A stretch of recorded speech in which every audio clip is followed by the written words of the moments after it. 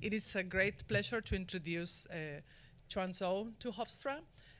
She's an author, communicator, podcaster, graphic novelist, and specialist in social issues communication. She pursued her studies in Madrid and graduated in England in graphic communication.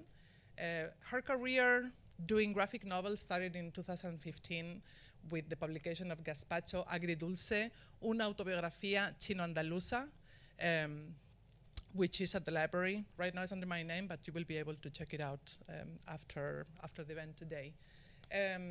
With that book, she became a pioneer in writing about the lives of children of immigrants in Spain, and really emphasizing some racial stereotypes that Spanish society keeps using to this day. She continued her narrative journey with the sequel, Andalucinas por el Mundo, in 2017. More recently, she has published Gente de aquí, Gente de allí, people from here, people from there, honing on more specifically about some narratives that she and other children of ethnic immigrants recognize in Spain.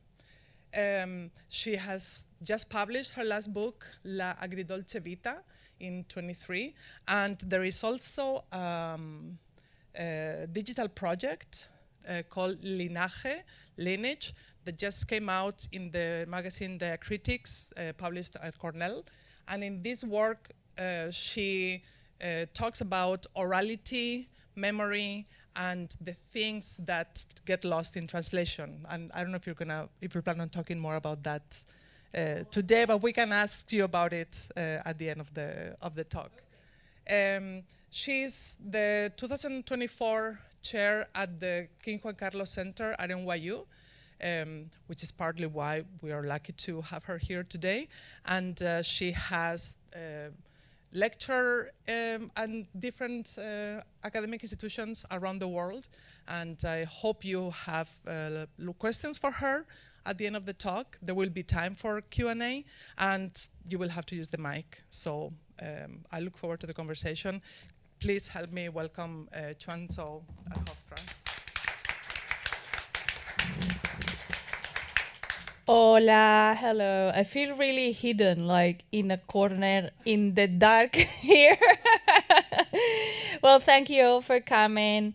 Pepa didn't know that those Chinese letters are actually was a Zhouchuan, which means I am Zhouchuan. First, the family name, and secondly, the name.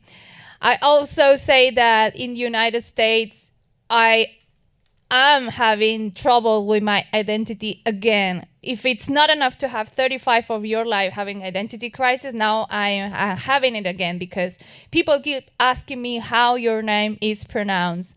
And in Spain, nobody had asked me that. They just assume Juan or people just call me Juan, which is a male name. So I don't know what they think, if I put a bad Western name or what.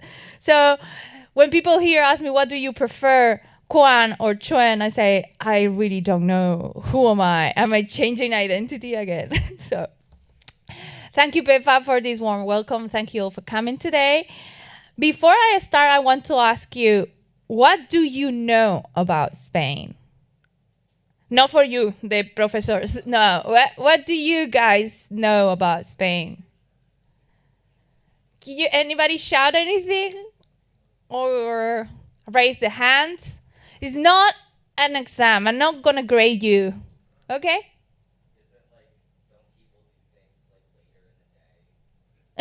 like, don't people do things like later in the day? People do things later in the day. Yes, we have dinner at 9 or 10, and it's okay.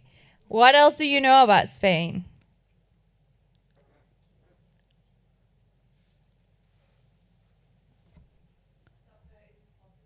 Soccer is popular. We also do soccer very late. No, that's a joke. We don't do that. Anything else from Spain? This is important because I want to give you more context and from the country where I come from. So I think that you might know very little. People are laughing, so I'm assuming that you know very little about Spain, okay? So I'm going to start before Spain. I'm going to start about talking about my family. So my family migrated to Spain about nearly 40 years ago. Nearly 40, yeah, because I'm turning 35. So yeah, they came from China all over to Spain because they wanted to make like the Chinese dream come true, have a better economics, have more kids, because are you familiar with the single child policy? Yeah, that you know, right? That you know. So it meant, of course, like achieving another class in society, which means have better opportunities, better economics, being able to give us an education. And I think kind of they succeeded because I'm here today, no? So see, good.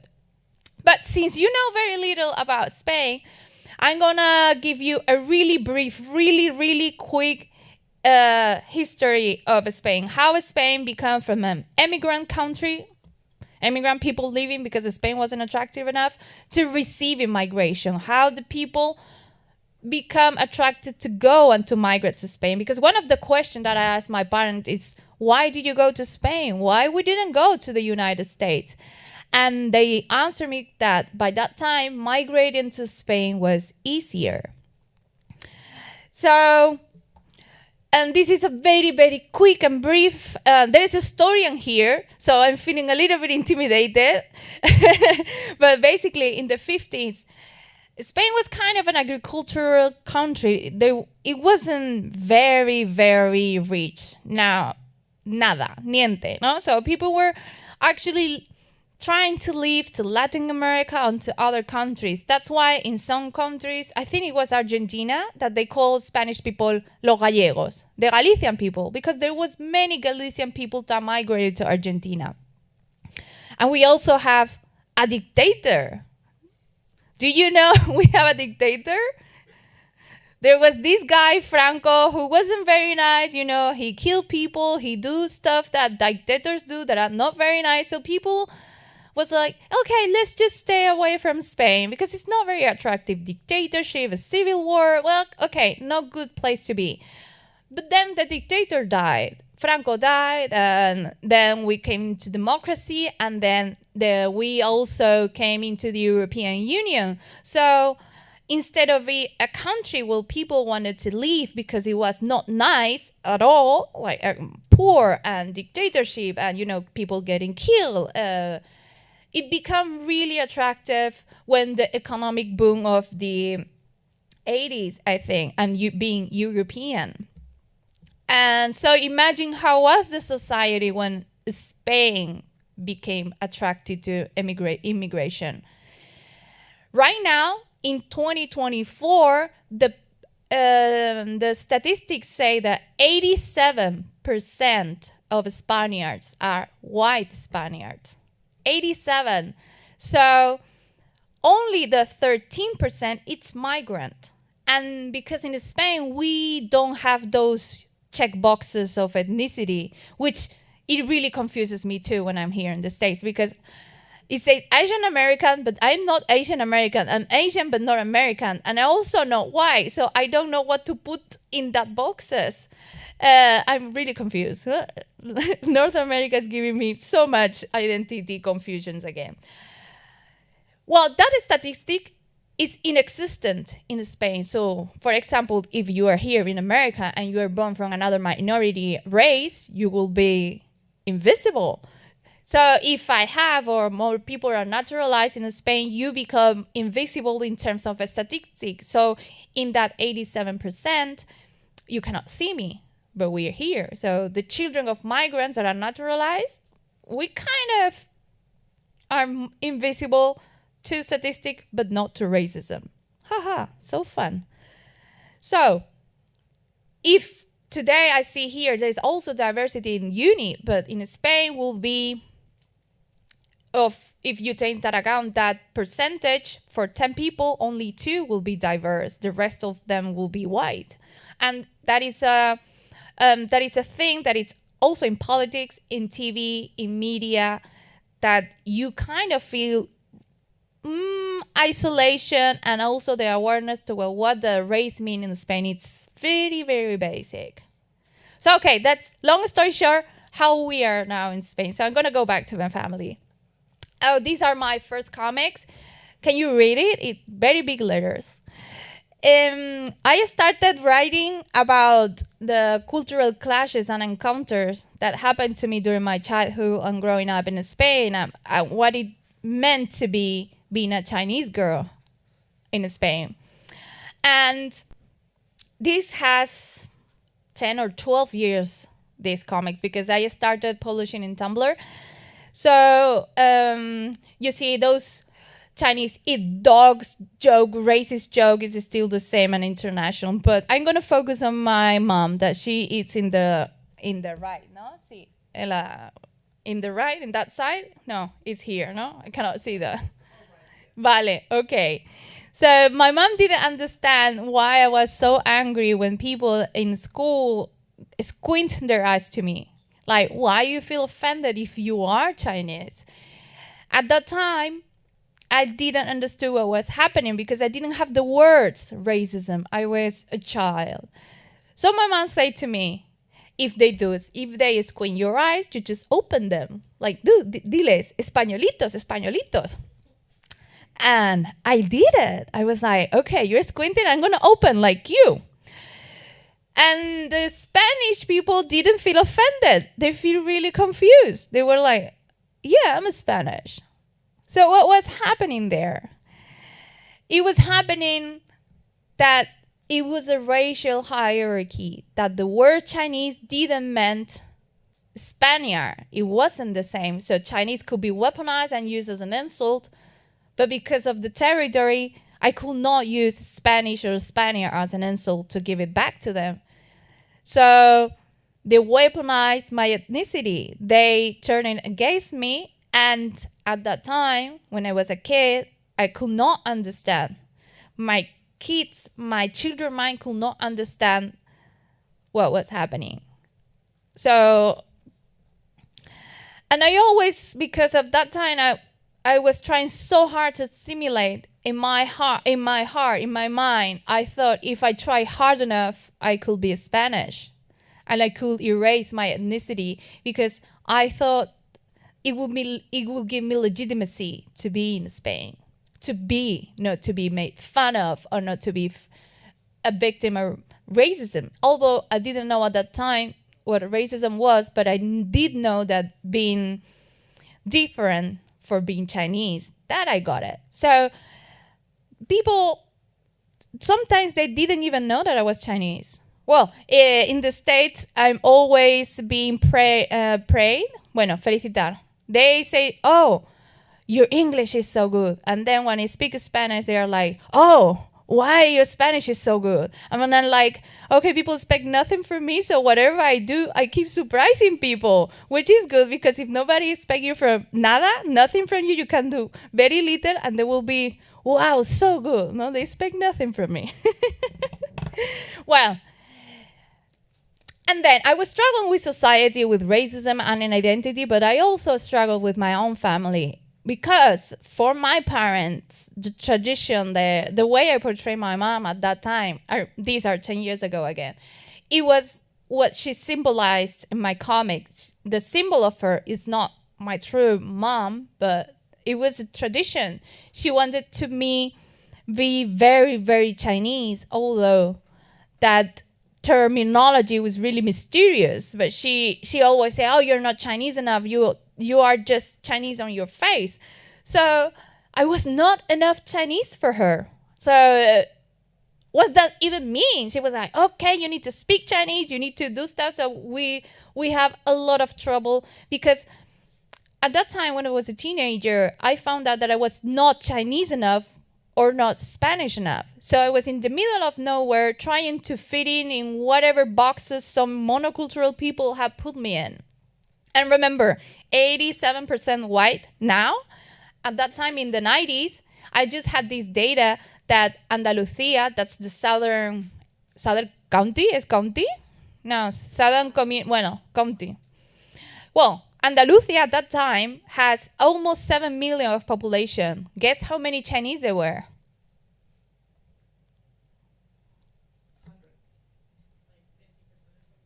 50%? Okay, now over here, how much? Hundreds? The answer is hundreds. 623. So there was just that. The rest of them were non-white, were non-Chinese. A majority white people or mixed race, because but mixed race for centuries that it doesn't mean mix anymore. So I always thought that in my town we were the second Chinese family. That's how isolated I was, and that's how I kept fighting with being the only one all the time. So yeah, this is my feeling. It was ethnicity. So this is what society think I was today. This is my mom think I am. And this is how I felt. Like really, really lonely. Okay, so this is kind of the identity fun part. So I'm going to go theoretical now. So you have ready. When I was also growing up, I noticed how many people in Spain had stereotypes about Chinese people. Even they didn't have Chinese people. So how that is even possible? How people thought I was going to be good in mathematics if you haven't had any Chinese friend on your life? How when the Spanish people say to me, oh, you don't speak Mandarin, do you speak Cantonese? And I'm like, why Canton? I say, why? China is so big. Why do you ask Cantonese? I don't speak Cantonese. Well, the answer is because we imported the racial stereotype toward Chinese community from the United States cinema, from United States media, culture, social media. So, and United States has their own history with Chinese migration. Most of that come from Canton at that time. And let me see. Okay, sorry for that. And some of the important stereotypes from the US, it's the modern minority myth. Do you know that myth? Yes, some two are nodding. The rest, do you know the modern minority myth? Some of them are nodding too. Should I explain it? Please go ahead. See? I think it might be better if somebody that it's local actually explain that.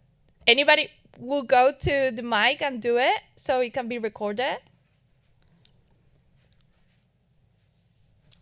Thank you.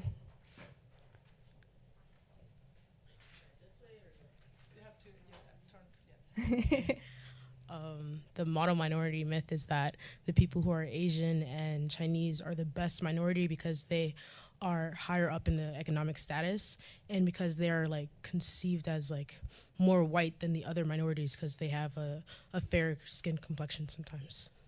Thank you so much. So also, I was in Boston College, and this Asian American Studies director, the professor Min Su, told me that the modern minority myth was created in order to weaponize East Asian bodies against other minorities, shaming other minorities for not being overperforming, even though that the history of the state has really racist laws against the Chinese community. Do you know the Chinese Exclusion Act? So, and there's not many countries in the world that actually forbid Chinese people from coming in. So they created that in order to, I don't know, make other people ashamed. So the modern minority myth, we imported that in Spain. So I'm expected to be excellent in class. I'm expected to be very intelligent, but not brilliant. I think I'm expected to be intelligent and very brilliant. I think I was expected to be super good and super cool. And I think I had no other option. Well, and also there's a stereotype that Chinese people do not integrate and do not create problems. They just make problems among themselves. So we imported everything. They had these ideas toward Chinese population, even though they don't have many Chinese population in there. Do you know what is the statistics in 2024? Spain has 47 approximately millions of people. That's the population. Do you want to guess how many of them are Chinese? How many? 5%. I'm not good at mathematics. How much is that? How much people is that 5%? How much? a few 100,000. There is just 200,000 on 47 million population. And people has this myth about, oh, the Chinese are eating us, and they do stuff like that, like, oh, they are invasion. And, oh no, that's not true. Actually, it's not even the first force of migration in Spain. It's not China. We also have this stereotype that it's the lotus flower. Are you familiar with that? Or the dragon lady? These are also originated in the States.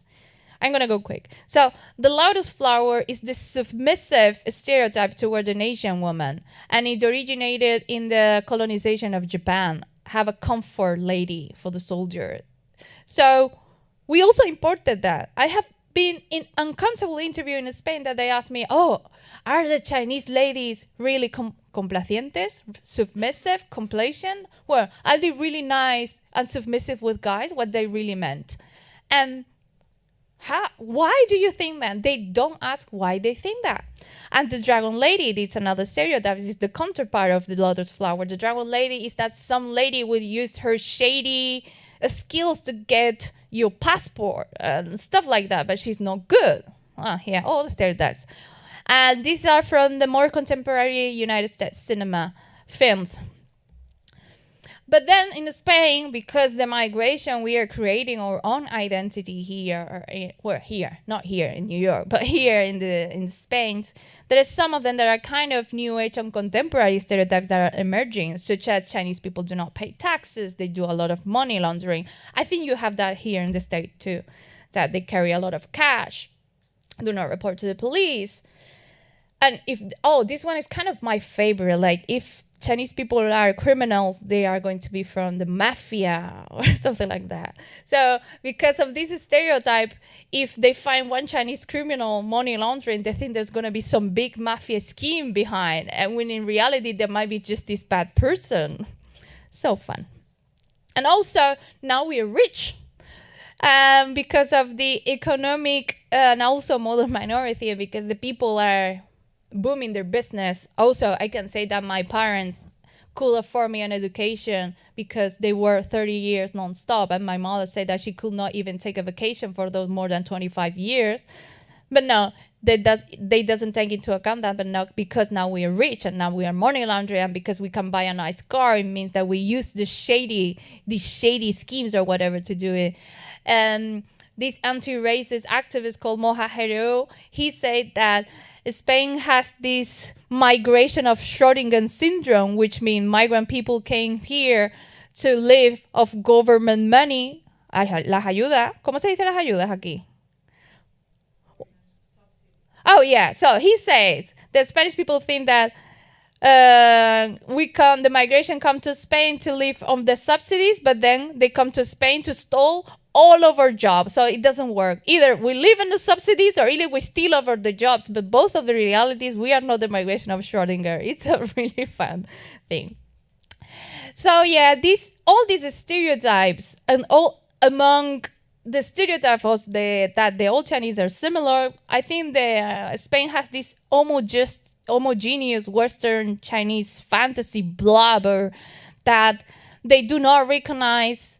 They do not know the heterogeneous diversity that is within the Chinese community in Spain. Not all Chinese are the same. Of course, not that spacey. We do not come all from the same region, and we all also are Chinese born in Spain.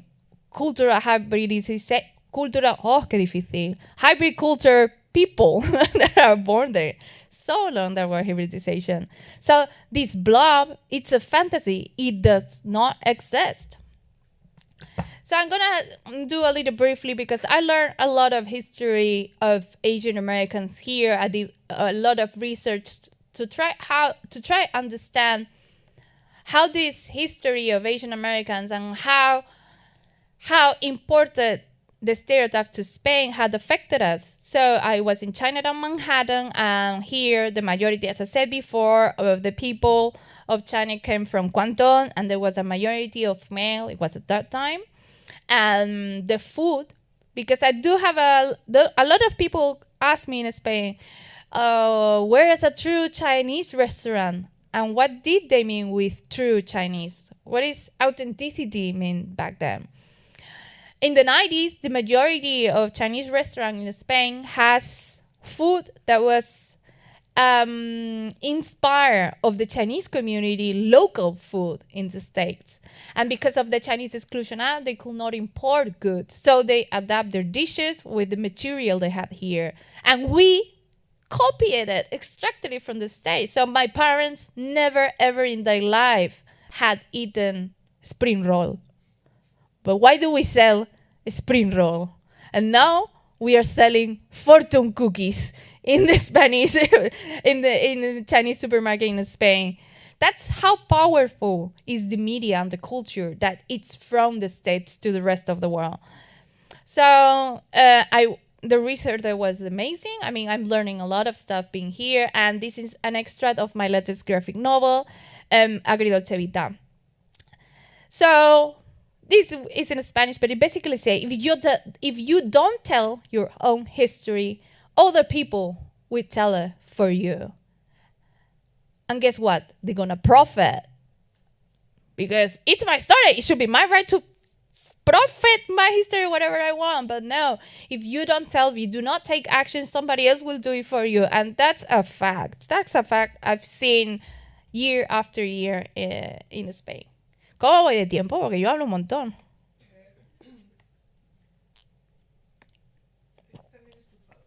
10 minutes to 12. ¿Y qué quiere decir eso? Okay, vale. So, why I'm telling you, I wanted to tell not only my identity struggles, but where do I come from, where my family hometown is, and it's not Quan Zhou. I'm going to give a brief introduction to the Xinjiangese people from a Chinese Spanish perspective. I've never lived in Xinjiang, so these are my observations and studies that I could manage to get my hands on, which are not many, because there is a lot of culture that are generated and disseminated from the city, and people that have high level of connections to be able to produce films, newspaper, paper. And that's not the case when people come from the rural areas, which is the case of me and my family. So where is Xinjiang? If you take a look and you search in Google Xinjiang in Google Spain, there's not academic papers. There is no solid people telling you stuff. There's mostly racist or populist news from more or less professional or not journalists. So they're like, oh, los chinos nos comen, ¿de dónde vienen los chinos? Los chinos, there is no, I could not find solid paper of where my hometown was. And Xinjiang is a county. It's a rural area county. It was really poor. It came from the level of poverty. It arose from the level of poverty in 1996. So in 1996, before that, it was really also miserable. My parents tell that story too. And also, nowadays, Xinjiang is also, well, that was Xinjiang before. That's how it rural was, the county and the city. You can find that. The black and white picture, it's a donation into a library, and it's actually in Xinjiang. So now Xinjiang is gentrifying. Woohoo, qué guay. And Xinjiang was poor until 1996, and it has a long tradition of migration because of the poverty. So you need to have in account geographically 95% of Xinjiang is mountain and river. So you can only cultivate 5% of the soil. The rest, the people didn't have many chances to live. So they were always living within China and living outside of China. And now it's gentrifying because of the money and the wealth that the migrants give back to the families. So there's some of the people that stayed back, and they are rebuilding Xinjiang. Xinjiang is also very unknown, even for Chinese community. If you are not from the area, the people will say, what is Xinjiang? And I've been in Beijing in European literary fairs. I speak with Chinese people and they don't know it. It's very unknown, even for Chinese people. And half of the population of that village, town, because for Chinese standard, it's a village. Even though you see these big bridges and the lights on the night, it's kind of a town and village. Half of them have migrated, and half of them are also, well, there's 250,000 now that are left there, and older 250,000 that left, and that is all over Europe. That's why when you go to Xinjiang, you can see a tiny Eiffel Tower there, and David and Michelangelo over there, a torero over, like all are the statues that, like, why is this here? And it's because of the diaspora, the Xinjiangese diaspora. So, that's basically what I told you, that the half of the population live abroad, and 60% of them use illegal methods to leave. And then some of them could settle and make the situation legal. And most of the Xinjiangese people have migrated to the Netherlands, Italy, France, and then because of the situation, the geography of Spain, they also ended in Spain. Also from the north to the south. And it was not an easy trip to go to Spain. So I wanted to tell you also that nowadays, not even from Xinjiang County, but the surrounding villages. These are the village of my mom, Longshan village, in my dialect. Oh yeah. My dialect is so different from Mandarin that Chinese-speaking people say, wow, that doesn't seem Chinese, it doesn't resemble. So from Longshan village to Oya, it's a very big gap. And also, in my house, my name, they don't call me Quan or they don't call me Chuen, they call me Ayua, which is my name in my dialect. So I have many names. And now the town of my mom, which was abandoned. The migration from the countryside for the city just left 100 old people in that village in that time. Now it's UNESCO Patrimonio because of the way they cultivate rice. So the way it's a symbiosis with carbs. So in the rice field they leave carbs on it. The carbs eat insects, eat the bugs, and they also fertilize the soil. So UNESCO people actually started to go in them. If you want to scan that video, it's on YouTube. It's a short video of 3 minutes. And there is one Western guy going to this tiny village and see, this is also cool. That's basically the video, but it's so nice to see this Chinese countryside. And I had mixed feelings looking at that video because they are putting more money and so they are attracting tourism. And I'm like, no, gentrifying this again? You cannot escape the gentrifying. And that's it.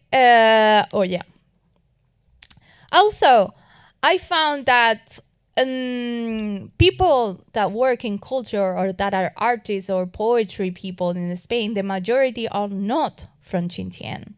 Even though that we are the majority Chinese community in Spain, they all work in business, such as restaurants. Some of them are lawyers, but they do not choose culture. So I was thinking how the people that choose to work in culture or in education, such as me and others, they come from different backgrounds. They don't come from the countryside. Again, please think a little bit how the countryside gets...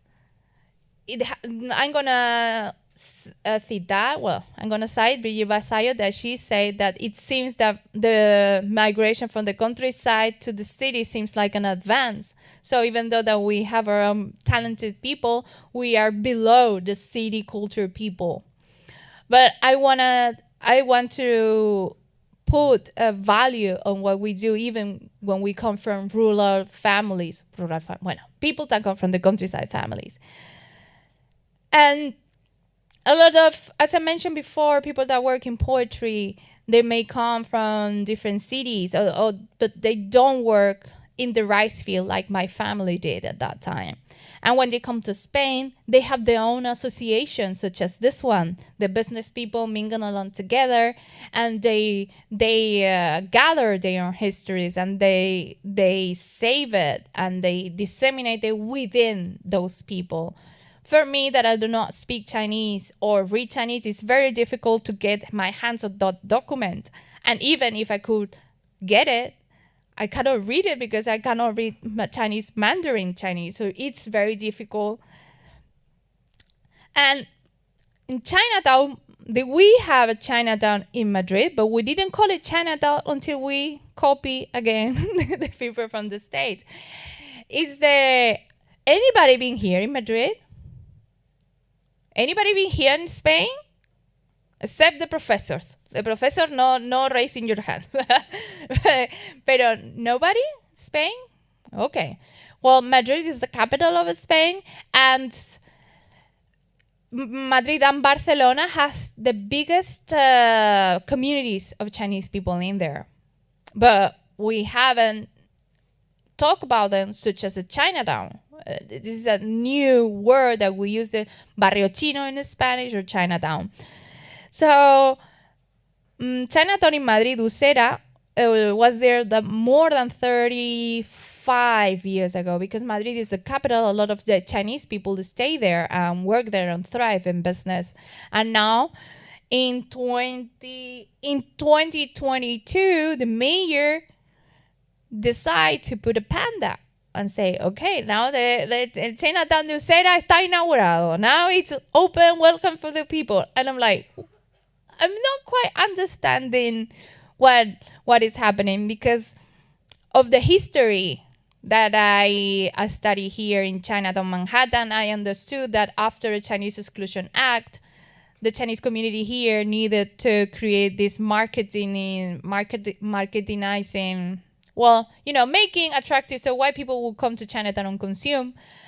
That doesn't happen in the Flushing Chinatown, which is the biggest one, because the locals are so big that are self-sustainable. So they don't need to put this Orientalism to the quarter, because there's a very within community.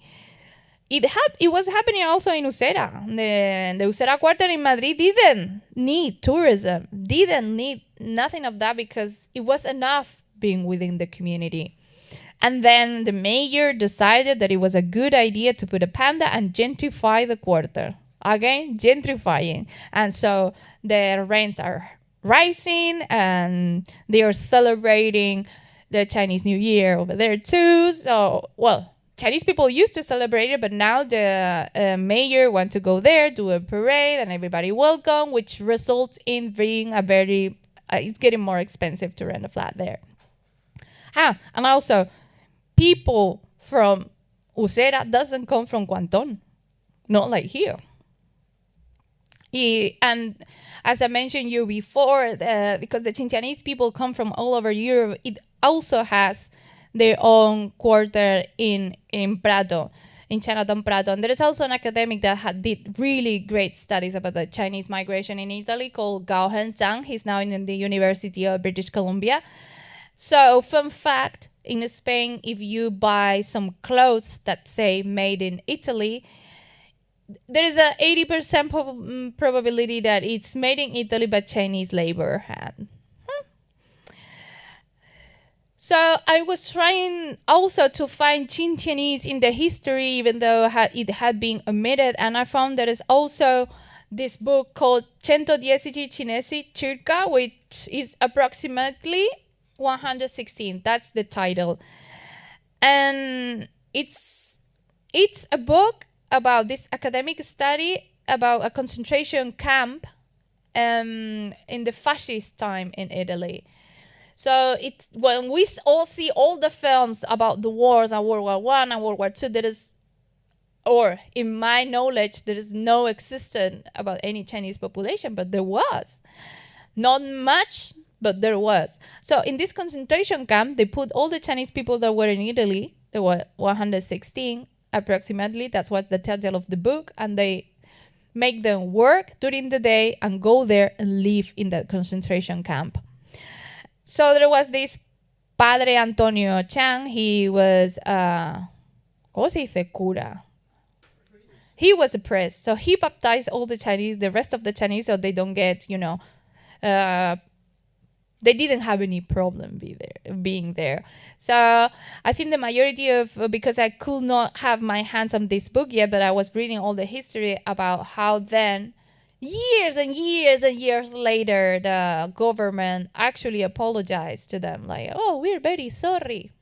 But a lot of them survived, and it was because of the Christianization. So this history is majorly unknown. It's very, very hidden, even now. And also, talking about wars in the history, I was researching about the Chinese. Are you familiar with the Civil War? The Civil War in Spain? More or less. Well, we have a dictator because, Republicans lost the Civil War. So Franco, I'm very afraid because there is an historian here. Maybe you could tell a little bit more about this? No, he's saying no. Okay, there was a civil war, and then a Republican lost it. This is long story short. So we had a dictatorship for many years. That's Franco. And in the Civil War, there's many international brigades that came, and they fought for what they thought it was, it was fair. No, and this is very unknown to me because I didn't have much knowledge about the Spanish Civil War. I was like, wow. And there's a lot of stuff that is being done by by films about the Civil War nowadays because sadly, and this is something that I talked with another academic, well, not academic, Emilio Silva, that he's the one that is fighting a lot for the memory, that right party's government trying to make us to forget about the Civil War in terms of maybe it's good for living together, coexist if we forget about this. But it was hard.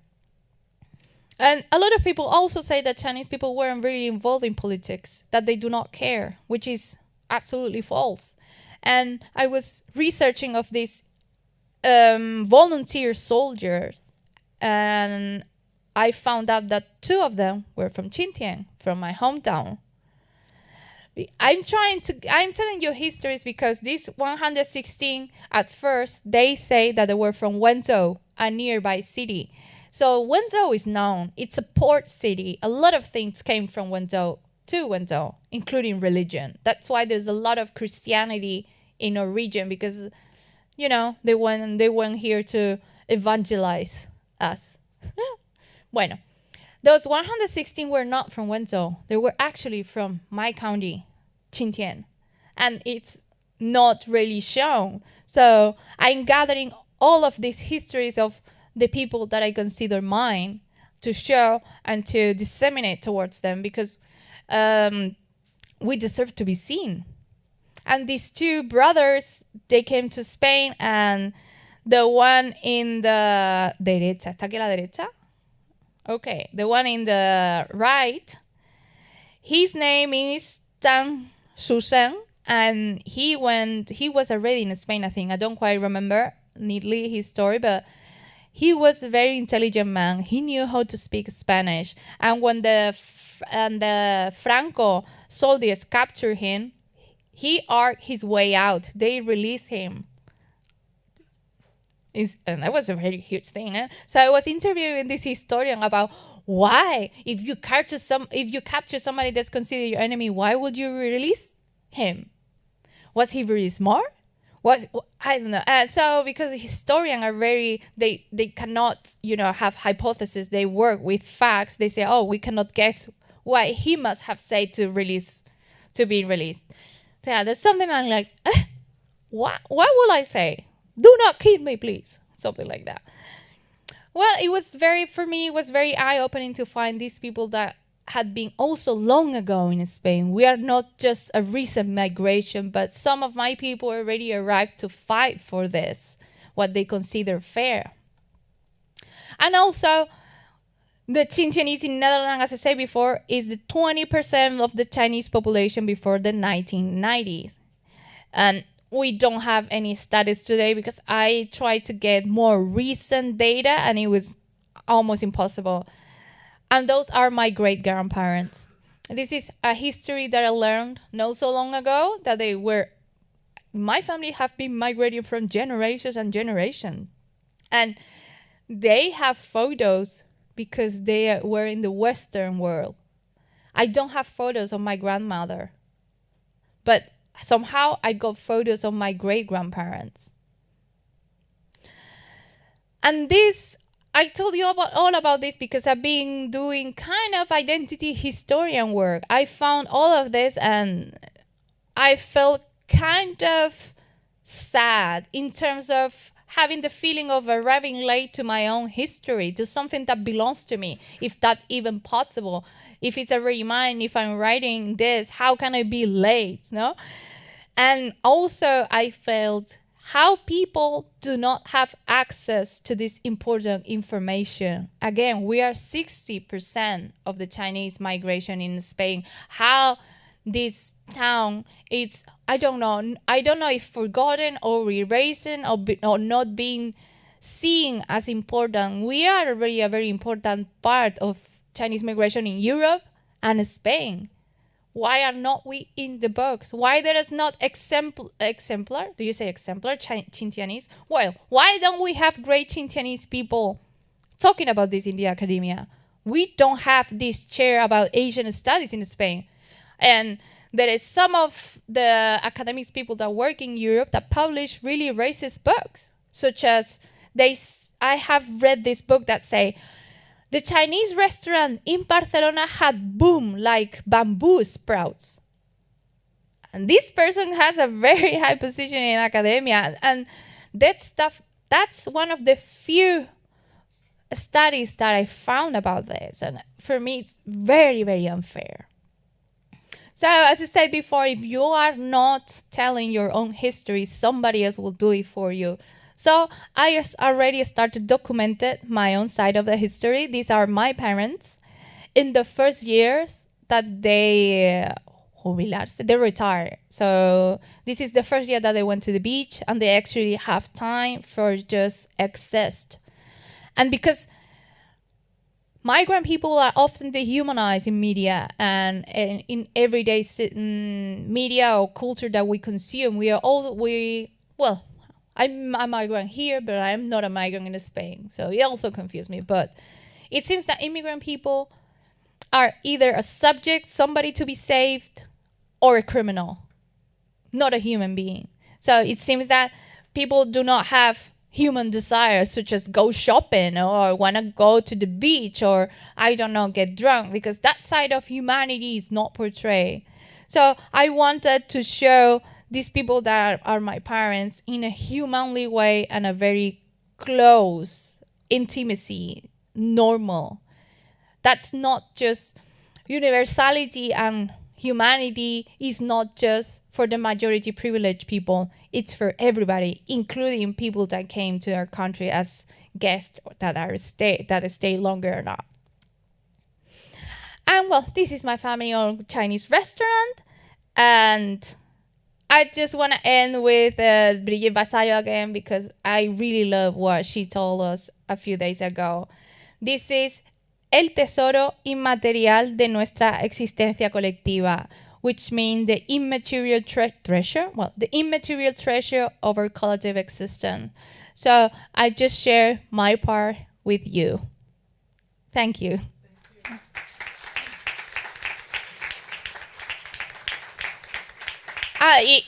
For los teachers, this is a Cordobese guy, Andalusian guy going through Chintian. It's a very fun YouTube video. So he was like, yeah, I'm here, and there's un torero, y whatever. So, okay, if you have questions. Thank you so very much, Chuang. I hope that you have questions for Chuang. She covered a lot of field, a lot of ground. I'm going to ask, can we take this? Here. Hello? Yes, I'm going to pass it around. Hi. I just had more questions about like the Civil War, and I was wondering if you felt like it was influenced by the Cold Wars that were happening with America and Russia and like the Republican and nationalist values that they had. Wow, about the Civil War. Can the historian teacher please come and help me with this? Because I cannot say the dates or not, but it's a... Please give me a foot. Simon, why you're the historian, I've been mentioned before. Do you want to pick it up? Well, I mean, So maybe I didn't make it clear enough. My field of expertise is the Middle Ages. Oh, I'm sorry. So anything you want to say about the Civil War is fine with me. You know, I mean, to answer the question, I think that the Spanish Civil War, you know, of course, preceded the Cold War. So the Spanish Civil War was affected by international politics, but the key issue was fascism versus communism. So in a certain way, Nazi Germany and fascist Italy against the Soviet Union. That was the sort of big global context. Yeah, and the Civil War was also in between the World War I and World War II. So because Spain just got out of the Civil War, the dictator Franco didn't want to get involved in Civil War II and the World War II because Spain was already really bad state at that time. Can I ask a question? Since I have the mic. Okay. I was studying high school, eh? This is history, Spanish high school history. And like, ya está. Okay. I hope I'm not giving you too many flashbacks. It's never good to remind people It was about so high school. boring. I mean, oh my God, the teacher was reading 100 pages non-stop, and I was like, oh. Yeah, sorry about that. On behalf of historians, I apologize for your high school history. Okay, so I have a question, and then I will relinquish the microphone. But you talked a lot about the migration of Chinese people from a very rural lifestyle, let's say, a very rural context, to an extremely urban, international context. And I wonder, I mean, that's a story that lots of Spanish people also have, right? Lots of Spanish people have families who in recent generations have moved from El Campo to the city. Maybe from Andalusian villages to Sevilla and Cordoba and to Madrid. Yeah. So do you, in your experience, do Spanish people recognize that similarity in your family histories? They have, at first, no. At first, they think I'm just Chinese. And then, when they got into my book, they do not understand the countryside thing. They don't see it. So it's something that I need to deepen. Like I need to specifically talk about the Chintian context in order for them to understand that my family came from a rural area. Because also the xenophobia in Spain, even though the people say that they have no problem with Chinese people, it's quite a thing. So the level of knowledge of this homogeneous Chinese blob in the 90s, they just thought that China was an homogeneous poor country. They do not have the knowledge about, okay, there is really rural areas and they have these high top cities at that time. So no, I was read just as Chinese Spanish, because another thing is that I'm an Andalusian. I'm from the south, and there is a lot of stereotypes against southern people in Spain too. Less educated, we have a lot of siesta, and then we wake up and then we dance flamenco because that's how the way it is. So, there's a lot of stuff. So it also mingling here with Andalusian academics in the States. Some of them say to me, Spanish people read you as Spanish, but they omit that you are also Southern Spanish, that you are Andalusian. And there's also a lot of Andalusian migration to northern part of Spain that were also not treated very well. Thank you. Thanks a lot. Anybody else would like to ask a question? I would like to return to the question to your commonalities with the work of Brigitte Basayo later. Thank you. Hi, your work and this whole presentation was beautiful. So my question has to do with your art. Is there any inspirations that you looked up to or artistic models? You know, I haven't studied fine arts. This is all self-made and self-taught. At first, I say that because I come from a working class family, I didn't want to starve after graduating fine arts. With this, I don't want to discourage anybody to study in fine arts, but I studied graphic design, so I've always had this feeling that I want to pursue something that has related with arts. But because I was too practiced, I was thinking of, I'm not going to be Picasso. I'm not going to be this great artist. And I want to, have money. I want to have lunch. If I'm more ambitious, I want to also have dinner. And then I want to have a flat or something. So this graphic design gave me a lot of skills in different software, different things. So everything that I do now is self-taught. Like this speaker, apart from design, illustration, it was kind of self-taught. But after publishing graphic novel, because this is one of the things that I didn't mention today, I cover a lot of stuff that I didn't study comic, no creative writing, no script, but I'm doing it. And all of the comic reading happened after I published my first graphic novel. So I did this reverse engineering thing. And now I'm in the process of discovering people of color artists because we don't have many in Spain. So now, again, I do consume a lot of American POC, such as I love American Born Chinese. It was something that was published here 10 years ago. And I was like, oh, how didn't I read this until I arrived to New York? I didn't know this. So I'm discovering similar people art. Thank you. Thank you. Yes, coming to you.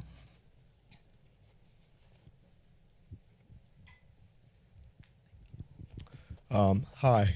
So as like a graphic novelist, what are some goals or some kind of projects you're working on now that you want to release in the next couple years, and kind of what are you looking forward to as like next steps in your career? Wow, that is a great question because this thing about being the chair of Spanish culture and civilization in KJCC at NYU for me was a big step.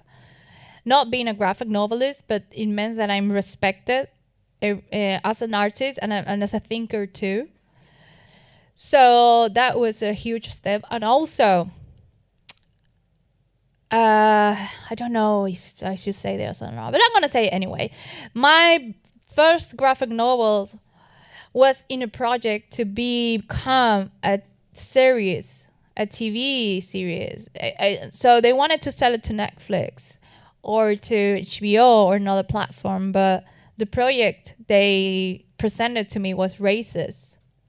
So I needed to say no, which hurt me a lot because it's a dream to have a good adaptation of your graphic novels, making a TV and reaching broader audience, because the fact is, again, here comics and graphic novels are very respected, but it's not in Spain.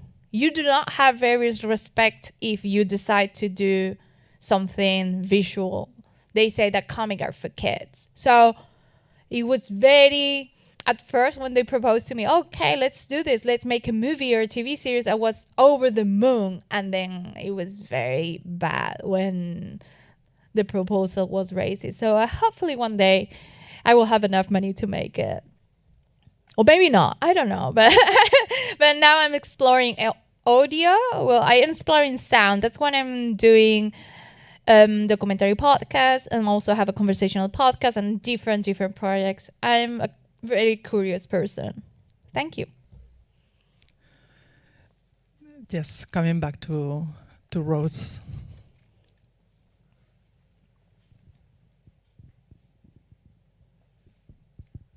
Hi.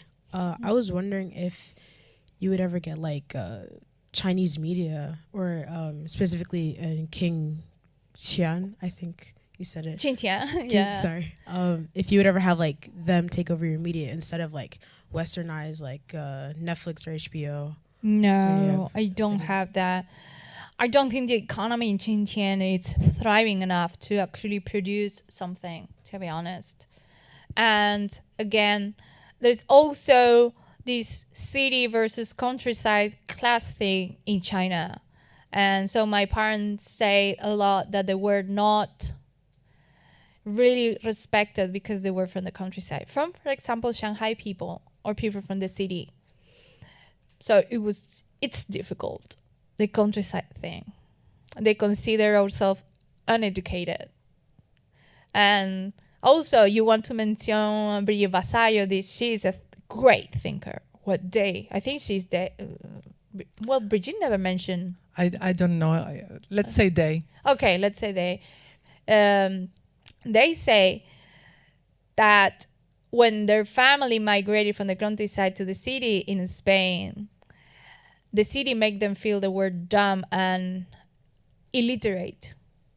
And they believed it, which is the worst part. But then they realized that they were not illiterate. They just transmitted their culture orally. So we are not uneducated. We are different. And how we transmit our culture is different, because my mom talks a lot, like me. And I wanted to connect to two things. First, you bring up Brigitte Vasallo, who's a thinker, an intellectual that is also right now in New York, and we had a chance to chat the other day. And I think that if in Spain, as in probably any other part of the world, if the question of migration was understood in terms of class, rather than seeing the other as another race, there would be better chances of solidarity. Because the work that Brigitte is doing about migration within Spain from the countryside to the cities, the challenges were in many examples the same. And I wanted to, you brought up also the work of Moha Jereo, who is, I would say, more or less your contemporary. And you are part. You belong to this generation of people born in Spain, educated in Spain, but from different with different ethnic backgrounds. And I would like you to elaborate on how was it to start connecting with this group of intellectuals that are trying to change the minds of Spanish society, so we can think more about race conceptually and seeing the things that are not that the society are not seeing. Okay. How was it, the experience of connecting and connecting with all other intellectuals that worked in anti-racist was healing. Like in terms of the isolation that you feel, the gaslighting, the racial gaslighting that a lot of white Spanish make you feel, you feel validated. Like this, what happened to this is called tone policing. And I'm like, wow, I knew I wasn't wrong. So it makes this kinship feeling, and that you are not alone fighting against the current. And also you can build thoughts. Because along, o sea, te comen la cabeza non-stop. En plan de, am I thinking, is this right? Is this not? Because you have no peers to share. And also being a POC does not mean that you are an anti-racist POC, that you have the background, you have the knowledge, because you actually need to study a lot to do this thought, to elaborate thoughts, to elaborate philosophy toward anti-racism in an intersectional families, yada, yada, blah, blah, blah, blah. So having a group, it's healing and it's good. Association as a strategy, I think we are social animals, humans, so it's also necessary. And from the previous question about Brigitte Vasallo, I think we don't need to invisibilize our bodies or phenotype to find points in common. I meant we need to educate ourselves to find the things that unite us, in whatever the phenotype, the person that is the spokesperson is saying. I mean, in Spain again, we have seen Sweet Home Alabama. People love it. So why do I need to feel identified with this blonde woman that goes to Alabama to find this guy, and they cannot try to find themselves in Turning Red in this film Pixar? Because there was a critique saying, a guy saying, oh, I cannot, this is not universal because the lead is a Chinese girl. So like, how? So you expect me to do that, but this is not coexistent. how coexistence work, at least in my opinion. So unity, this is something that I heard in this podcast, that it was this black professor, I don't quite remember her name, in NYU. So she said that unity does not mean homogeneity. And she was very right. I have the right to be myself, such as you. And what can we do with that? For example, for me, meeting Brigitte was awesome. So we find a lot of points in common, but we do not need to behave the same. We do not need to do the same, but we found connection. And I think that is very powerful. Absolutely. And do you think that the work that the work that you've been doing for the past several years has been putting on the map a bunch of issues and has made you a spokesperson? The same maybe can be said about other people in this collective of your generation. Do you think that the fact that you're making it public, that you are creating a platform, it's making things change a little bit? Wow, no sé, no creo. No, because being visible doesn't mean that you're being taken seriously from political forces. I'm a civil, so I don't have any power to change any law. And also, sometimes I do not like when people say that I'm a spokesperson, because I haven't been voted as any spokesperson. True. So I represent myself, I represent my opinions, and whoever want to tag along, they're more than welcome. But I think it's very, for some people, when they say, oh, sí, la comunidad china me ha dado ok para esto. No, like, what Chinese community? ¿Quién? Who? El presidente de who? Porque no hay nadie. Entonces, o sea, tenemos que agree en algo de lo que nos diga. O sea, agree. If we have a spokesperson, we need to agree who is that spokesperson too.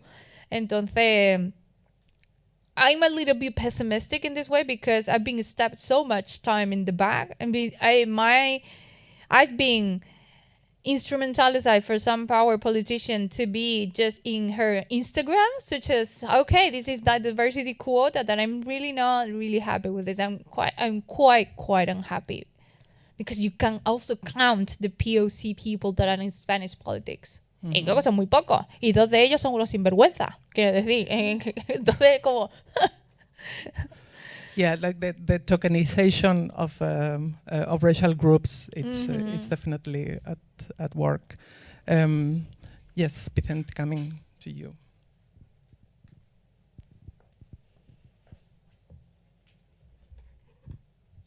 Just first tell you that I really enjoyed your talk. I could muchas have gracias. been listening to you durante años. So I just have a language question. So the province is Xinjiang. Xinjiang. So Xinjiang. So the vast majority of the Chinese population who live in Spain come from that area, right? That's what I understood. So yeah, but the 60%, it was a years ago a statistic. Now might be less, but I could not find any data. Which is striking. It's something that has to be done. But anyway, I'm curious between, I mean, in sociolinguistic terms, we differentiate first generation and second generation. For example, your parents were first generation because they went to Spain, but they were born in Xinjiang and they moved to Spain. They are first generation. You were born in Spain, so you are second generation Chinese speaker. Chinese is the language of Xinjiang. So my question would be, so if first generation Chinese speakers, and I know that Chinese, embraces many different languages or whatever we want to call it. So if your parents went to another community, Chinese community in Spain, would they use the language of Xinjiang, or how they would adapt? And then if you went to another part of Spain, being second generation, would you tend to use Spanish rather than the Xinjiang language? And then when you go to Europe, do you think that you would move towards English in this case? I'm just curious to see the linguistic behavior. Oh, that's very interesting. First, I don't like the word second generation. Because in Spain, we're fighting to be not called second generation of immigrant. I migrated from nowhere. So why should I be called second generation immigrant? So we are first generation autóctonos. So that's one of the things that we are trying to develop in the language. And then in the 90s, everyone that we met in every group that I was with my parents, they all speak in Xinjiang dialect. In fact, some of the people that came from other regions of China that were very little, like, oh, this guy, he was also in my podcast from Beijing. He said that he felt really isolated. And another friend, she was, because in my graphic novel, I talk about how my family is Christian. And so we met in the church, kind of as a social place rather than just religiousness. So we were the kids, we were the families all there. We all speak in the dialect. And this girl, she was my age. She said, it's no use for me to know Mandarin because you are all speaking in the dialect and I understand nothing. So it was really strong in the 90s. Nowadays, people speak to you first in Mandarin, and then if they acknowledge that you are in the same region, they start to speak in the dialect. And Qingtian dialect, which is Qingtianhua or Qingdiao, is one of the most difficult in the region to know, like over there. So when me and my peers, because our first language is not Qingdiao, is Spanish, we speak in Spanish, the generation that are born in Spain. And then the rest part of Europe, it depends.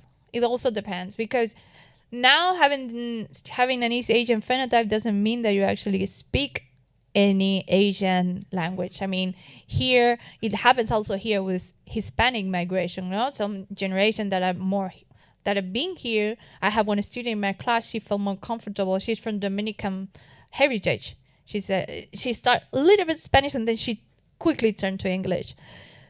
So you don't know. But maybe here, I tried sometimes to speak a little bit of Mandarin when I know the person speaks Mandarin, but my Mandarin is terrible. So it changed. And I also apologize. I'm sorry for my really bad Chinese, and Chinese people are like, no, it's very good. And I'm like, no, I know it's bad. I know it's bad. But yeah, language, that's the language behavior. So I'm sorry, that's the last thing. So would you agree that most of the well, you have Spanglish here. We have Qingdiao Spanish speaking, but that's within the generation of autóctonos. So me and my sister and some peers that we mix those languages, but that doesn't happen when we talk with my parents' generation. And when you talk about yourselves, like the autóctonos, would you say the Xiantianhao is more or less almost lost if there is no one from the generation of your parents? Yeah, that's another interesting question, because the Xintianese dialect, in fact, is dying. Because my grandma, she didn't know how to speak Mandarin. She was born before the Cultural Revolution. And so if my family, my sister and me, we could not speak Xintianese, we could not have communicated with a grandmother.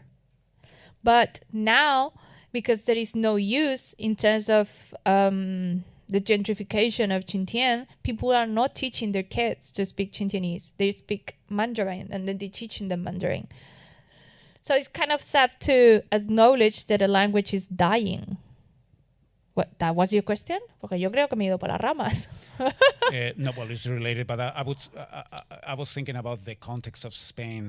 I mean, like autóctonas, I guess, according to what you're saying, you tend to use more Spanish in a group of autóctonos in Spain. Yeah. You would tend to use Spanish and almost... Yeah, I think because we communicate with our parents, with family.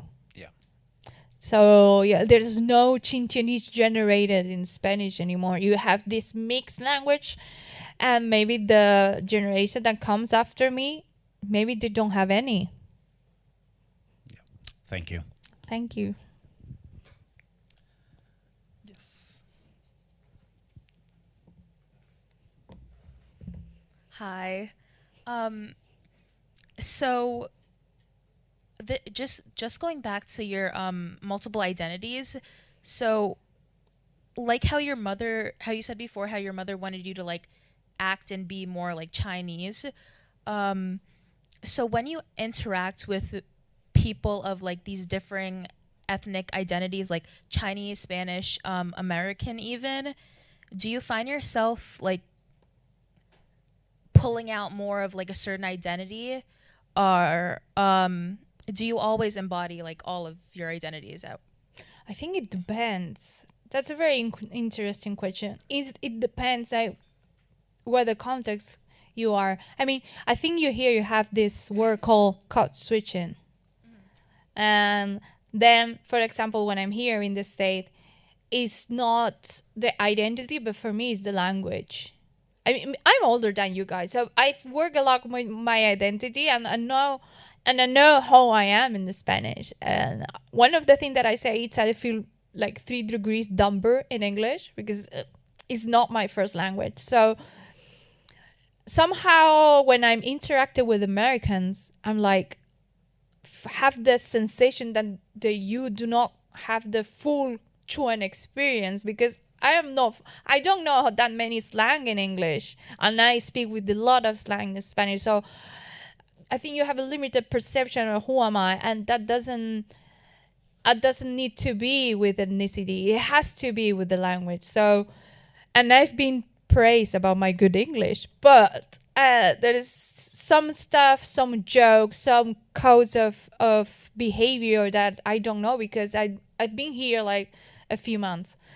So one of the things is a few days ago, people were a few weeks in Spain. We're very touchy. So I'm like, please don't touch the people because it will be sexual harassment. So I'm like, oh, not touching. I don't mean to do this.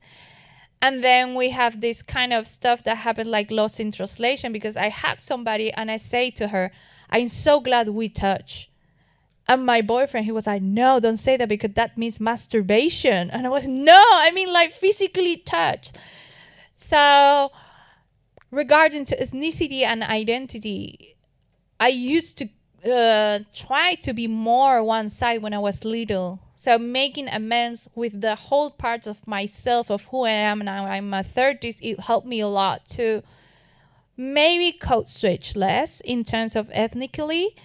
And that is also very healing. One thing is that I do develop is that depending on who I'm going to be surrounded, I know what is the level of racial awareness and racism. For example, if I'm surrounded by only white Spanish, it's making me uncomfortable because I know they're not going to be aware that they are exercising violence toward me, like, or racist jokes. So it made me feel uncomfortable. So what do I do with that?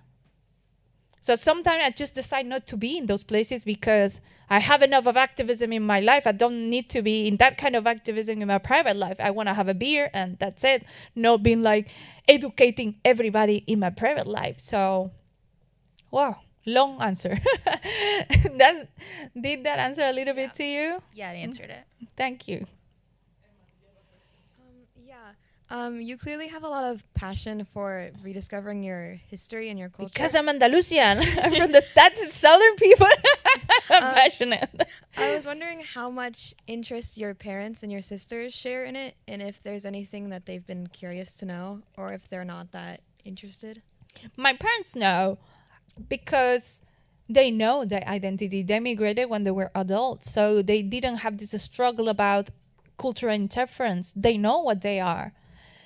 My sister, I do think it happened to them too, but I think the path of self-discovery to everyone is different. I'm very vocal. I've always loved to paint, so it was natural to me. But when I spoke these kind of issues with my family, they do have feelings about that and thoughts, but then maybe they don't want to be public because I share a lot. Maybe they don't want to share. So yeah, they do that. They have that kind of, I think it's universal, right? Like everybody wants to know who they are. I think maybe I'm wrong. No sé. Maybe there's some people that they don't want to know who they are. No lo sé. Thank you. Thank you very much. I should say that most students in this class are coming from either Spanish 1, 2, maybe 3. And 4, yes. Oh, good. So maybe that explains their lack of familiarity with other things Spanish. But I like that you make the point that there's certain things that you cannot express about yourself that are if you're not speaking your own language. So I just wanted to put a plug there for the importance of learning other languages, because people can be differently in different languages. And maybe next time we bring you to campus, we can do this event in Spanish and everybody will be understanding. Muchas gracias, Pepa. Thank you very much. Can we please have a applause to... Thank you. Thanks. Thank you.